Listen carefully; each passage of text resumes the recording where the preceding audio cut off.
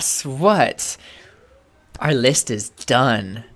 Looky here, we have a list of 13,730 Walmart URLs. And so these are all items that I believe are more likely than other items to cause multi-quantity sales to happen. All right. If you can think about it, there's some items that just rarely result in a multi-quantity sale. And then there's others that sometimes do. This is all the items that I think sometimes do. And I'm aiming for a 10,000 item store. I actually don't want to go past 10,000 listings. But I know when I post these, I'm going to lose a percentage of them to like errors.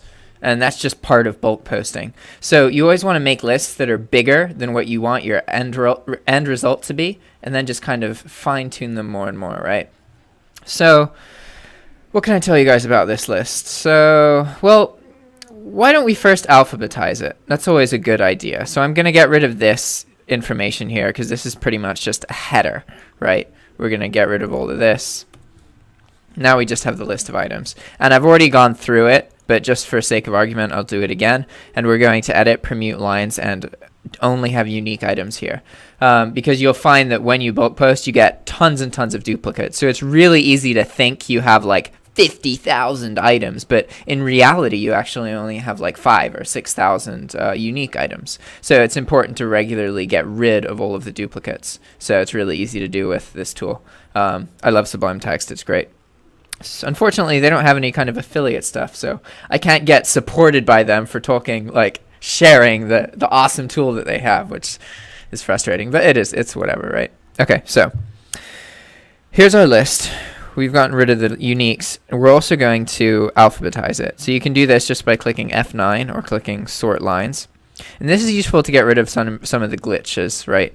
Or human error mistakes. Like I made some mistakes here and copied these items, right? But see, they're all gone. No more mistakes. It's really awesome how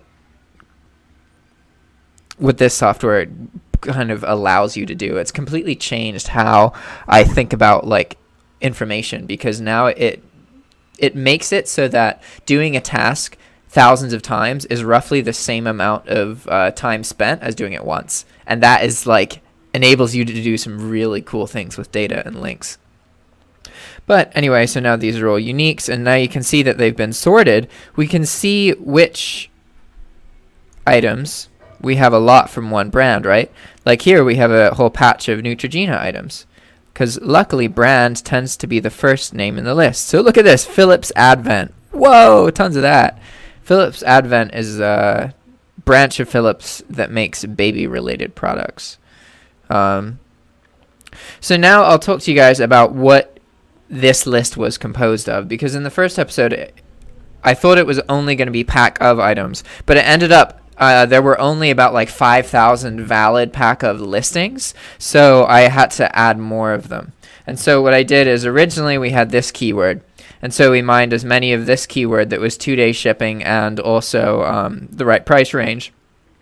And I thought I had enough results, but I actually didn't, because what I found is that Walmart will the first results are the most relevant, but after a couple pages, they start showing you results that include like pack of in the description or just the word of in the title. It stops being as sensitive. So what I did is I recorded all of the URLs anyway, but then I got rid of all of the ones that didn't have the keywords that I'm looking for in their title, because I want to be as specific as possible and kind of eliminate as many of those fluff items that I just ended up posting in the past, and not even post those in the first place this time, and be really diligent about that. So the other unit keyword that this list is mostly comprised of, you can think about this list as 40% pack of and then 30% CT. CT is similar to pack of. It means count, but you get a kind of similar pickup of items. Obviously, there are going to be some items you pick up that like don't make any sense, because it's just CT in the word, you know, but that's pretty minimal. And this is the closest to that same kind of thing I'm trying to target with pack of, the closest other keyword that I know about that has a lot of results that are going to be different from the pack of. Because there were some duplicates, but in general, most of these results were unique. So most of the list is pack of and CT. Then the rest of it is some baby products. And what I did differently about this is that I didn't search for the keyword baby. I went to a couple of the categories. So I went to something like where, let's see, it was a subcategory. Activities, no, diapering probably. Here we go. Yeah, so I went like this category, this category, this category, and then like one other category, and added all of the items from those. And in total, that was like maybe like 2,000 items. And that's just because there's baby related items that sold in the past with the bulk stuff, and I really want to incorporate at least some of them. So we also did beauty. Or I also did the same kind of premise here that I did for baby with beauty, where I found a couple categories, and most of it was foundation, skincare, eyeliner, lip liner, that kind of stuff. And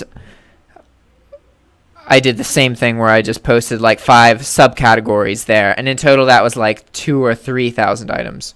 And then on top of that, then there were a couple other items that I found to be more likely to result in either GSP sales or multi-quantity sales. And one of those was detergent. And Walmart sells a lot of detergent. There's like 600 different varieties of detergent. So I did the same thing where I pulled all of those keywords, and then I pulled out of that list, I pulled every occurrence of the word detergent in order to get what's in the list right now. So this list is mostly pack of, then CT, and then after that, beauty, baby, detergent, and then the last one that I added to it was water. I don't know why, but people buy water, like packs of water, at way more expensive than I don't understand why. But this is something that sold when I was using a $10 minimum. So it'll be interesting. Again, these kind of items are what I'm really trying to focus on, because each item contains multiple items. I'm trying to have every single one of my items be like that, and also increase the chance of these multi-quantity sales, right? So, okay. Enough yakking. Let's get to the fun part, because right now, our store, well, the bulk store, has no items in it at all. But we have this handy dandy list right here of 13,000 items. So the way this is going to work is I'm going to view this as kind of a short experiment. And I am trying to earn money now. That is my goal. I'm not like theorizing about everything. These 3 channels now, the Pricematik series, the Infinii series, and this series with Hydra, I'm all trying to earn money on. And so the goal of each is to have it be like at least 20 episodes long. But ultimately, you have the bulk series, which is this one. You have the optimized series, which is the Pricematik 1,000 items one. And then the kind of experimental stuff with Infinii. And I haven't started doing the experimental stuff, but I'll show you guys. Anyway, I'm getting sidetracked. What I need to do now is start the fun part, which is figuring out, okay, there's a little bit more we need to do to this list before we can turn it into items, but not very much. We're like there basically. So what I need to do now is test an item. So I'm going to launch Hydra, and I'm going to try and post 1 item. Keep in mind that there is an error rate here, and I am going to lose a percentage of these items to that error rate. But given that I've purged my Hydra Lister, I'm hoping I'm gonna get close to 10,000. It's possible I'll only get to like 7,000 or something like that. In which case I'll probably do like a second posting session and get to 10,000, because it costs me the same amount to run at 7,000 and 10,000. So I pretty much have to run at 10,000 listings. But we're not gonna worry about that for now. Now we're gonna click on single lister, and we're gonna try and post 1 item. Remembering that I already set up my pricing and my pricing with SKUgrid in the previous episode. So I'm going to add a little key here that we're going to add to the rest of this, and it's hashtag SKUopt:_Walmart. This is going to make sure that SKUgrid ignores marketplace sellers. It's like a double check. It makes it run a bit smoother, I guess. Here we go. And theoretically, if nothing has gone wrong, then we'll be able to post an item. But it's possible that that item will be glitched. So I'll also start another one. Unfortunately, I messed the timing up. See how it's loading right now? Okay, obviously I have slow internet, so that has something to do with it.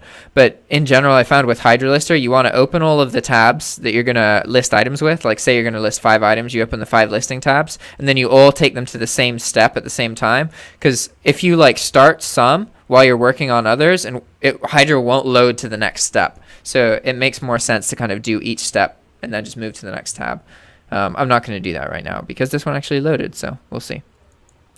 So we could opt for one of the variations, but that doesn't actually matter at all. But this is a pack of item. Look at that. Yeah. So I don't know what Hydra is going to do with the bulk. It's either going to reject this because it has variations, or it's going to post it with whatever the default variation is. But sometimes there's issues with that. When I'm bulk posting, in general, I try and avoid variations. But since we happen to be single posting this, I'm just going to pick one.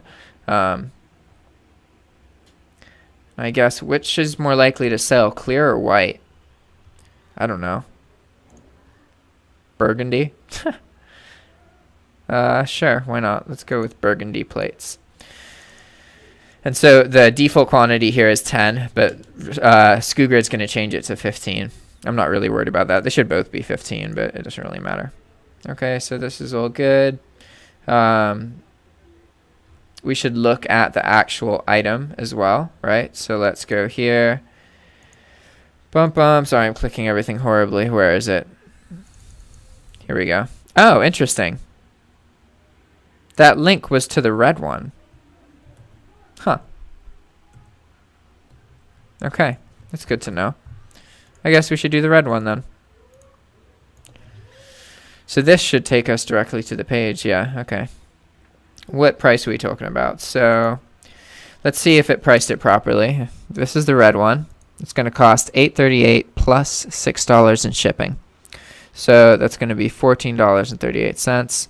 What is it posting it at for? $19. Okay. So that is not very profitable per one sale. But again, remember, if a person buys 2, then we get $6 of profit. And the second that they buy enough that we have free shipping, that means that every quantity equals $6 of profit. So if you have a 10 quantity sale, that's $60 of profit. If you have a 5 quality sale, that's $30 of profit.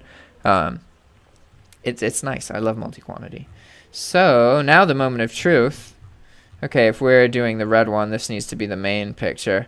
But this doesn't really matter right now because like the bulk poster is not going to do this. It's just going to post all of these items. So there's a second phase of bulk posting I should talk to you guys about, and it's like trimming. So after we originally post all of these items, there's going to be kind of problems and things that we have to fix that come up pretty quickly after we post items. One of the reasons that I enjoy posting a whole bunch of items at once is 1, because it's more thrilling and interesting, and 2, because if I get any kind of listing bans, they're going to last for 7 or 14 days and I won't be able to post items. So if I have already posted all my items anyway, they don't really affect me anymore, which is kind of nice. But I don't expect many of these to have problems because honestly, there's multiple reasons that I'm using these keywords, and as far as I'm concerned, they are the items that produce the least amount of problems. They have a lower price range, so they have a lower chance of returns. Buyers are they're more likely to just be like, oh, whatever, my husband ate the chili, or that kind of thing. Anyway, I'm getting sidetracked. I'm just trying to explain to you guys that there's going to be a part after we post the items where they're all live, where every time we get a message, we're going to probably look at the listing and tweak it, because what I want to do now is kind of ditch the concept of posting more items and focus more on getting rid of items and then improving items as well. That's going to be what our focus is on this kind of bulk operation here. So we have our listing set up, and now hopefully, so this is still putting in a photo Which honestly, like, it's HTTP, I think. I'm not going to worry about it too much. I'm not concerned about people, like, looking in my descriptions because they're very basic. Very basic. All right, and I think everything posted moving forward with Hydra is HTTPS, but old stuff isn't. But I could be making an assumption there. Let's see. It's the moment of truth. Oh, please, if this works, then Hydra, we're about to give you a lot of friends, or not friends. What's the word? Work. Sometimes I feel like I'm being mean to Hydra. I used to just post like 40,000. Oh, posted. What? Look at that. So you know what that means, guys? That means this eBay account. This is my eBay account. The one that had the hole, the one with the bill and all that crazy stuff. It was all like, I thought it was almost over for a bit there, but one of the reasons I showed you guys this stuff is because you have to be able to see through your present circumstances and know where you are in the kind of more long-term sense of things, and know what makes you the kind of best you that you can be, and have faith in yourself, and then you can just get through it even when it seems like everything's going absolutely crazy. There's always a way. It's just a matter of you being able to see what that way is, and that's freaking hard. So now we've listed one item. Next, I think it's time to start the fun part. All right, so how many batches do we want to do here? I used to be mean to Hydra, and I would just post like 30, 40,000 item lists in it. But I'm not going to do that. I'm probably going to post like maybe like 5,000 at a time, okay? So we're just going to do this really basically. We're going to save this. All right. We've saved it. Now what we're going to do is just highlight all of this. Go to the top. Boop, boop, boop. What? All the way. Yeah. So I'm holding shift and page up to do that quickly. And then control copy. Delete. Oh, wait a second. No, I can't do this. I'm skipping a step, guys. Oh, I got to add the SKUopt link. Okay, so we are about to go from 0 items in our eBay store to up to 10,000 items basically overnight. And sometimes you have to be careful about that, but on this account I have an established history of just posting a bunch of items, deleting 10,000 items, posting 30,000 items, like, so I'm not really worried about it. I've never had problems with it in the past, so I'm just going to keep going. Except this time I got a chance. I got lucky and I got a chance to restart, which is awesome. So what I need to do now is add that hashtag that we added earlier, this SKUopt, or sorry, hashtag SKUopt : Walmart. So what we're going to do now is we just typed it. We're going to copy it and then get rid of it. We're going to select everything in this document, and then we're going to go to selection and click split into lines. This is going to make one cursor at the end of everything. And now we're going to click the right arrow once to get rid of the selection. And now we're going to click paste. This is going to take a second because it's doing it. Oh, it did it already. Okay, so now, if you guys can't see, sorry, I know this is confusing. There is now, whoa, that's not what I wanted to do. There is now an occurrence of SKUopt Walmart at the end of every single line in this whole document. Sweet. So now we just copy it. Oh, no, I can't just I could just post this whole thing into Hydra. No, I shouldn't do that. No. I'll do it 5,000 at a time. I feel like I'm supposed to do 2,000 at a time. And we don't have to be exact here because I'm using a very primitive way to, we're just eyeing it and then going to the top of the document. And now we're copying and then getting rid of it. And now doing the fun part. So what I'm going to do now is go to Hydra. We're going to zoom out a bit. And I'm going to open, let's see, I'm doing 6,000, 5,000. That's only 3 batches. I can probably do less than that. All right, so I only need like 4 pages. But we're in the single lister right now. We're going to click on our batch lister. Basically, if you can list an item within the single lister, then that means the batch lister will work as well, usually. Usually, not always. We're going to paste our items. It's going to lag for a second. We're going to click launch.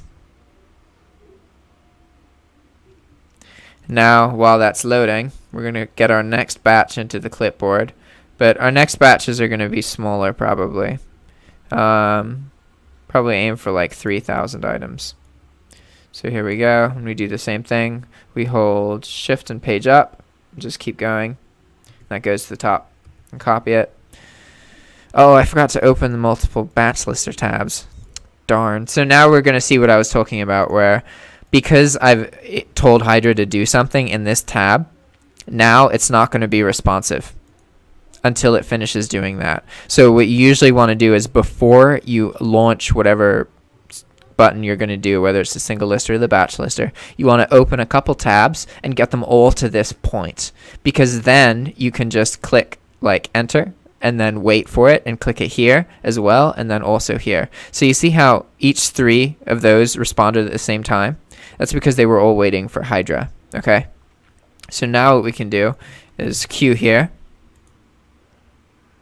launch, go to the next one. And now we're going to do the same thing where we go down like probably like here, like about 3,000 items. Select a couple of them, hold select, and just page up all the way. There we go.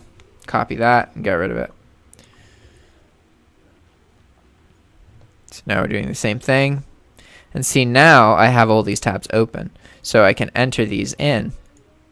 And it's going to work more kind of fluidly. Did I miss one? No, we're at like, okay, it's not bad. All right, we're going to do 2 more. Copy, get rid of it. I think I might have forgotten to get rid of one batch, but it's no biggie. Look at that. See, the first tab's done. So now we can just kind of keep going. And I think at this point we can select the whole document. Yeah, 2,500. All right. Copy.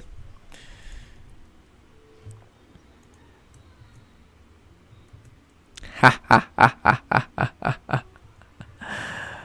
All right. So hopefully our eBay store within about 24 hours should have roughly 10,000 items. I unfortunately accept the fact that it'll probably in reality have like 6,000 or 7,000, and then I'll have to do some more posting, just because like it would be nice if the error rate's only 20%, but it varies, you know. Sometimes you post items and half of them don't work, and sometimes you post items and all of them work. Like you just have to accommodate that it's going to happen. So now look at this, guys. That whole list of items was just entered into Hydra. And so this is why I like bulk more, and why I'm also trying to figure out what listings time frames are like. Is it possible to set up a dropshipping store with an expected kind of termination date where you don't regularly post items? You just post a certain amount of items within a short period of time, and then, you know, for 90 months collect sales on those items, and then you kill it, or however long it, not kill it necessarily, but you drastically cut it down so anything that didn't produce a sale is gotten rid of. That's the kind of direction I'm trying to go in here. So we have entered this list into Hydra, and what time are we at? I feel like I've gone on for a while. Yeah, it's like 24 minutes. At this point, we will soon have our store, and it's going to be interesting seeing how